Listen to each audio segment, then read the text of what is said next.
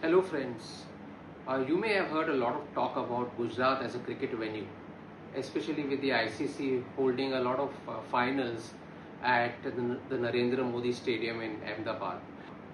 Some of the comments are such that they make you raise your eyebrows. One comment that I saw is a widespread one is that why are finals of important tournaments being played in Gujarat, because Gujarat has hardly any connection to cricket, and they need to be held in Mumbai or Kolkata instead. And why is Gujarat being picked? Because Gujarat has had very little connection to cricket.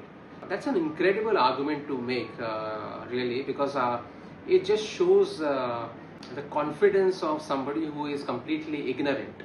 But because this criticism has been a widespread one, let me address it and let me talk about Gujarat's connection to Indian cricket and to world cricket. The first known record of cricket having been played in India on Indian soil is actually from Gujarat.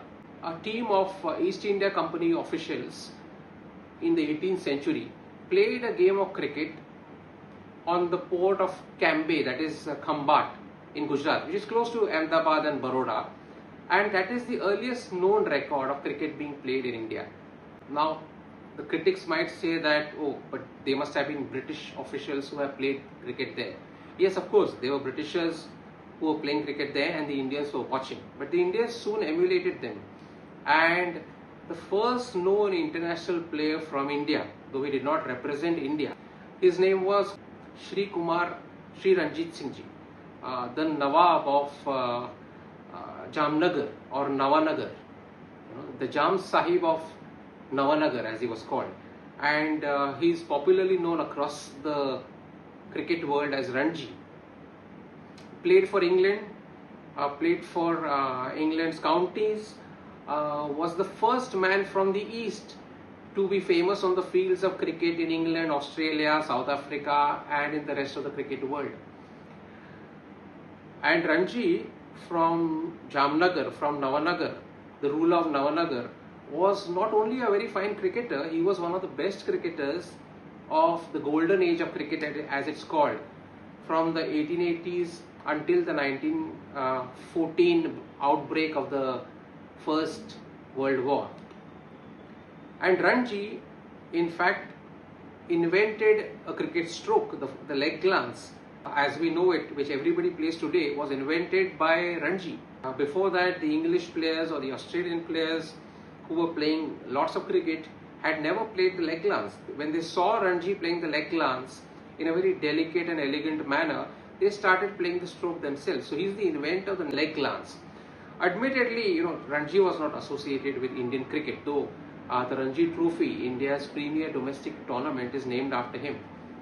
He clearly called himself an English cricketer, and he discouraged his nephew Dulip Singh Ji from playing for India because they considered themselves to be English cricketers. But Dulip Singh Ji himself was a fine and elegant player. He played for England as well. These two guys, if you look at Ranji's era and then Dulip Singh's era, that is 1920s and 1930s, when you enter the 1930s, you have another fine Gujarati cricketer who stands out really for India, and that is Vijay Merchant. His surname is not really Merchant. Of course, he was from Mumbai, but from a Gujarati family. His surname was Thakursi, and he was from one of Mumbai's well-known mill-owning families. They owned a mill in Mumbai.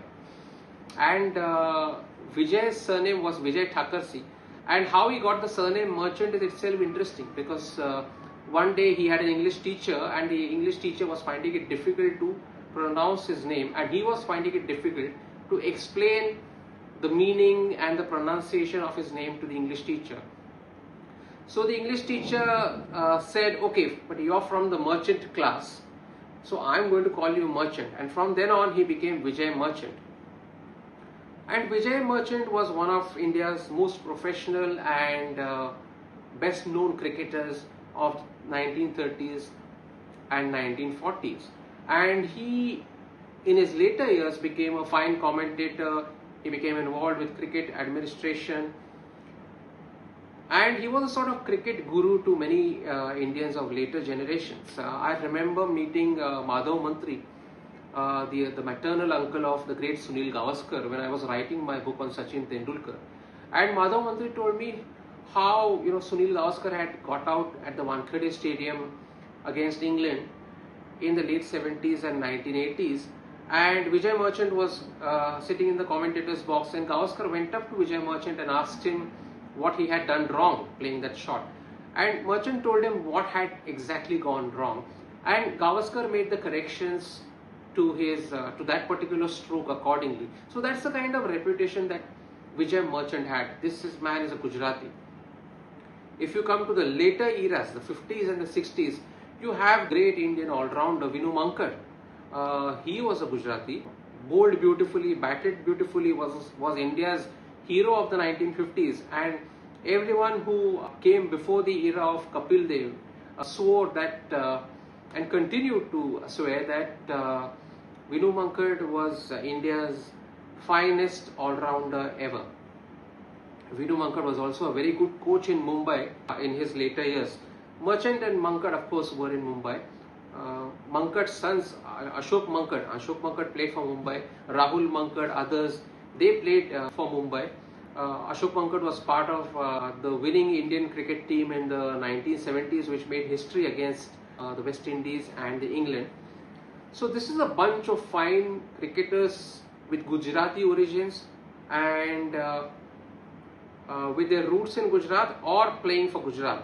Now this is about the past. Even if you look at modern day cricket, you will find plenty of examples of people from Gujarat playing very good cricket. Look at Cheteshwar Pujara, he represents Saurashtra. Ravindra Jadeja, he is from Saurashtra.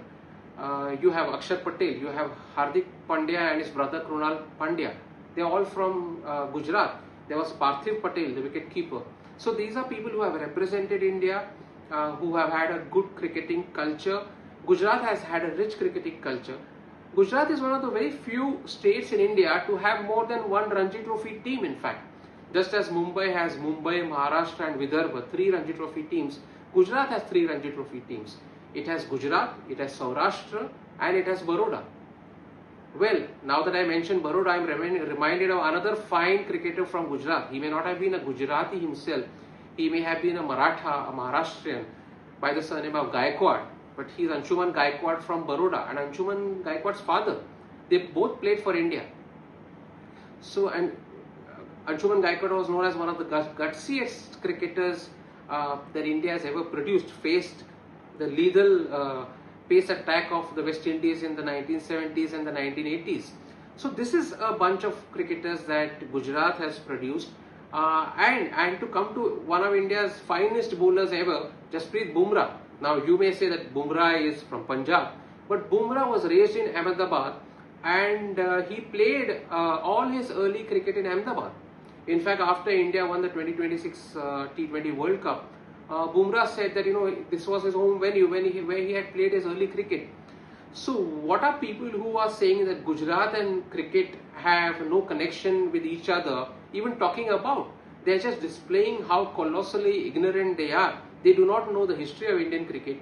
They do not know the history of international cricket, because we are talking of Ranjit Singh ji and Duleep Singh ji here, and also the British officials playing cricket in Cambay, in Kambat, early on in the 18th century. And they don't even know modern cricket, in the sense that people like Vijay Merchant, Vinu Mankad's children, Ashok Mankad, Rahul Mankad. Ashok Mankad was even a fine coach, playing for India and distinguishing themselves with their performances for India. And then the present generation, which is also very rich in the kind of cricket that it is playing, and also the kind of cricket that it is bringing to the global stage. And let's not forget, Gujarat has also produced cricket administrators. There has been Niranjan Shah, for example, player and administrator. And now Jai Shah, first BCCI secretary, now ICC president. So Gujarat and cricket have been very closely linked to each other, and it's really a case of political partisanship that a lot of people are saying, oh, what's Gujarat's connection to cricket? Why are they having all games there? Political partisanship is fine. People can have politically partisan views, but for God's sake, at least make some sense and at least get your facts right. So this is about Gujarat and Indian and world cricket. If you like the video, do press the like button, the subscribe button. This is Vaibhav Purandare here, signing off for now. See you soon.